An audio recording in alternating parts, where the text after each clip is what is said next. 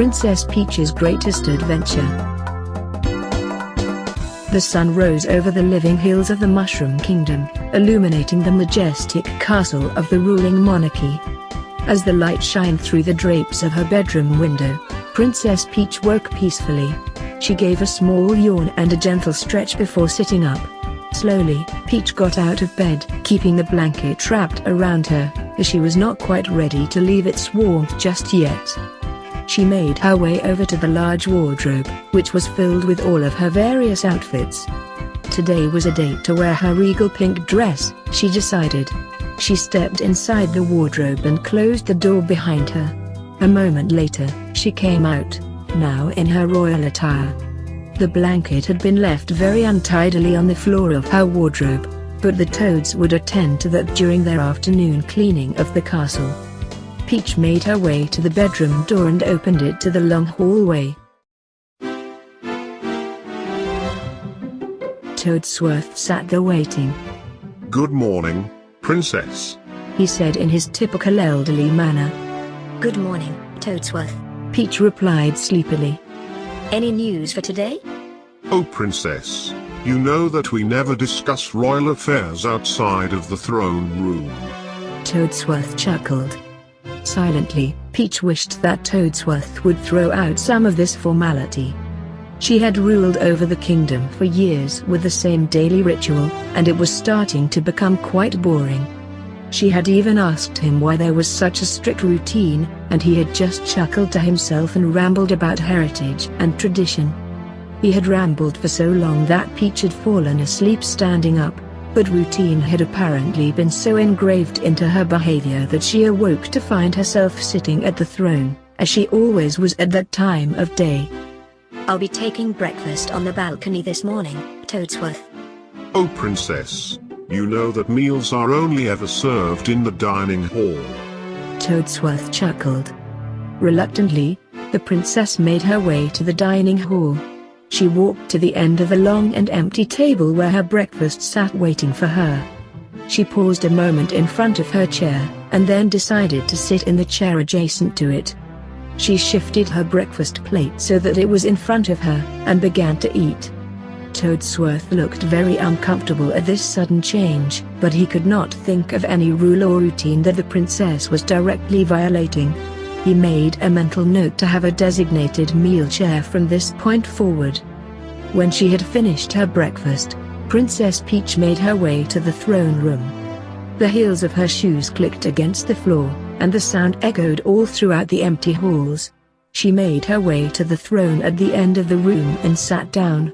Peach made sure to cross her legs and keep a straight posture, as Toadsworth had given her many a lecture on the subject. "Now that we're all settled, Princess," said Toadsworth, "here is the morning report. Toadamillion from the Mushroom Kingdom's Internal Revenue Service has reported that several households have not paid their taxes." "Send a notice to each household," the princess replied. "Let them know that they have a month's extension on their taxes. That should give them enough time to fix their error. Furthermore, notify them that they should visit me if they are having financial trouble. As their princess, it is my duty to work with all my citizens to help them." Toadsworth would not send out that notice. Instead, he would send a notice stating that the residents would have 1 week to pay their taxes, or their homes would be seized as payment. The princess would never know, of course. "Secondly, Princess," Peach never understood why taxes were so important. Despite all the revenue reports she had seen, not once had she ever laid her eyes on a single coin worth of tax money. Was it stored in a vault? Were they distributed into all the floating blocks around the kingdom? Maybe the Toads secretly fed on gold, and had a constant insatiable hunger. Whatever the reason was, Peach would not find out today. "Thus concludes the morning report," said Toadsworth. "Do you have any questions?" "No, Toadsworth. That will be all." Toadsworth exited the throne room, leaving the princess all alone. She sighed. Today was going to be a very boring day. Peach returned to her thoughts on the tax revenues. Maybe she had seen the gold every day of her life. What if every night, her crown was thrown out and a new, identical crown was made out of all the gold that was kept stored away? She thought about how silly that sounded. What would they do with all of the old crowns, anyway? Thinking of gold and crowns made her think of gold-colored sponge cake. All the thinking about sponge cake made her fantasize about making sponge cake. She imagined a very large, golden sponge cake. How moist and delicious it would be. Perhaps she should make a cake today and invite all of her friends to share it with her. Perhaps, she thought selfishly, she should make a cake today just for herself. Princess. A shrill, crackling voice called her out of the sponge cake-filled trance. She looked down, and there was Toadington, the courier. Princess. I have a letter for you. It's from Princess Daisy in Sarasaland. Thank you, Toadington. Toadington handed Peach the letter. The letter was indeed from Daisy. Dearest Princess Peach. In response to your previous correspondence, I would indeed love to play a rousing match of tennis in your royal courtyard. This letter should arrive to you exactly 1 week before I have made my way into the Mushroom Kingdom. I am looking forward to having this friendly competition with you. Most esteemed regards. The Royal Princess Daisy of Sarasaland. Daisy and Peach both hated such formalities. Peach knew that the very informal invitation she sent to Sarasaland had been revised by Toadrella, the royal scribe, and that Daisy's informal response had also been revised. It felt so strange to Peach that her messages to her friends were so closely scrutinized and edited, and she wondered if they all thought she was really as pretentious as the letters made her sound. Regardless, it would still be a week before she would be able to play tennis with Daisy. Such events did not occur often enough for her tastes. As if to remind her of her sponge cake fantasy, Peach's stomach began to growl, and she once more longed for the soft, golden sweet. She realized then that it was time for her weekly picnic. Right on schedule, Toadina arrived carrying the royal umbrella. Peach hated having to walk in the sun under an umbrella. She longed to feel its warmth on her skin. She had once asked Toadsworth why she could not walk out in direct sunlight. Toadsworth had responded in kind with a long ramble about how a princess was very fragile and delicate, that even sunlight could damage her perfect royal skin if she were not careful. The princess had once again fallen asleep during that lecture, and awoke to find that she had made her way back to her bed and slept until the next morning. As she was walking across the fields, a thought occurred to her. She reached out her hand from under the shade of her umbrella. To her surprise, the sun did not burn her. It felt warm and pleasant, like her blanket back in the castle. She then remembered that Toadley was following behind her with the picnic basket, and would certainly report this to Toadsworth if he had seen. Who knows for how long that lecture would make her sleep. They arrived at the top of a hill, and Toadley spread out the picnic blanket. Peach sat on the blanket and waited. It wasn't long before she heard the familiar and happy tune of Waluigi bounding up the hill. He came over, walking in his peculiar manner, and letting out many joyous wahs. Waluigi sat down across from Peach, and they began to eat. They sipped on warm chamomile tea and ate crisp cucumber sandwiches. They hardly ever exchanged words during these picnics, but that suited them both just fine. For Waluigi, it made him feel refined and elegant to be drinking tea and eating sandwiches with a princess. Waluigi wished he were an aristocrat, and he cherished this weekly nicety. Peach, on the other hand, felt less refined when she ate lunch with Waluigi. She was so used to her life of boring extravagance, that she wished for more of these common folk activities. In many ways, Waluigi and Peach were closer friends than they were with anyone else.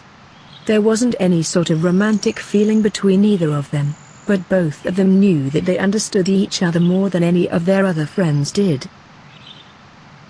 Waluigi, said Peach. does my crown look the same as it did last week? Yes, Princess. He replied. It looks as magnificent as ever.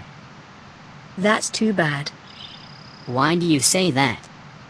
Well, Waluigi, I was just thinking about something today. I was wondering where all the tax revenues go. I never see even a single coin of it, but I know it has to go somewhere. Waluigi pondered this for a long while. Maybe they melt down the gold, He said. and it gets spun into a thread, and then they sew that thread into a cloth that gets cut into handkerchiefs. Peach had never thought of this. Maybe all along she had been wiping her royal nose on her people's taxes. Perhaps you're right, Waluigi. They both chuckled to themselves. After their picnic was done, they said their farewells and parted. The sun was starting to set. Peach wished she could stay outside to watch the sunset, but she knew that Toadsworth would be very disgruntled if she did. Reluctantly, the princess began her walk towards the castle. As she was walking, she heard a bush rustle. She stopped, startled by the noise. The bush rustled once more, and out popped a small white bird. The bird tilted its head and looked at Peach. It gave a soft chirp, as if to say hello. Peach whistled back at the bird, mimicking its greeting. Suddenly, Toadly shooed away the bird, screeching at it to not disturb the princess. Peach was distraught by this, as she had hoped to more closely examine this bird. Toadly hurried her back to the castle, for they were already 5 minutes late. When they arrived, Toadsworth was there waiting.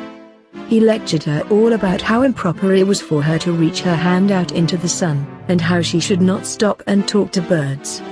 He went on about the esteemed monarchy of the Mushroom Kingdom, their legacy, and their heritage. Peach had stopped listening, and was merely following him as he rambled. She thought about birds, and sponge cake, and sunlight, and golden handkerchiefs.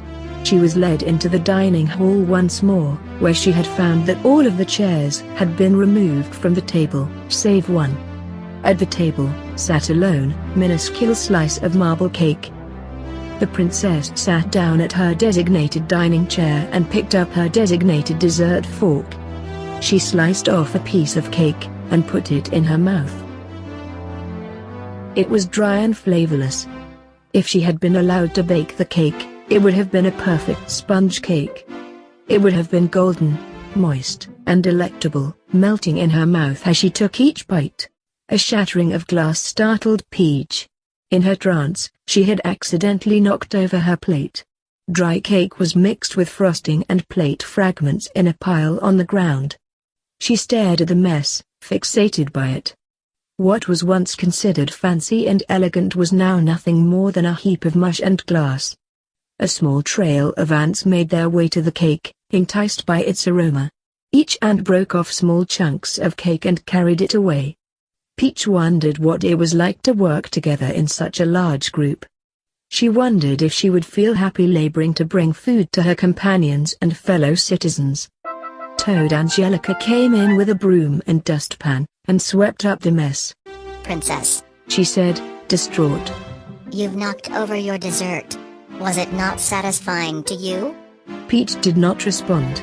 She merely stared blankly at Toad Angelica. The princess was still pondering the ants. Where did they live? Would they be able to find the rest of the cake? Was the cake they did collect enough for their colony? Did they know why the cake had been there, or did they just assume it to be a gift from above? Did they know of her? Did they like her, or did they despise her for living such a pompous lifestyle? Did ants comprehend the complexities of the bourgeoisie? She continued to ponder these questions as she made her way to her bedroom. The princess went out to the balcony, and leaned against the railing. A soft breeze blew through her hair. To her surprise, she also heard a chirp. She looked to the right, and there was the same bird from before. She whistled back to the bird, and extended her index finger. The bird perched itself on her finger, and whistled a happy tune. Peach smiled. She felt as though she had just made a friend. Eventually, the bird flew away, returning home to its nest. Peach decided that now was the time to retire to her bed. On her royal bed, on top of her pillow, was a single flower. Underneath it, a card with a single word, Mario.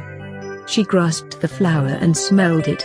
Everyone always said that flowers smelled so pretty, but Peach never understood that. To her, flowers didn't really smell like anything. She took the flower out to the balcony and let it fall into the grass below. She went to her wardrobe and donned her nightgown. She climbed into her very large, soft bed, and wrapped herself in the warm blanket. She closed her eyes and thought of flowers and birds surrounding a golden sponge cake that rested atop a tablecloth made of golden thread.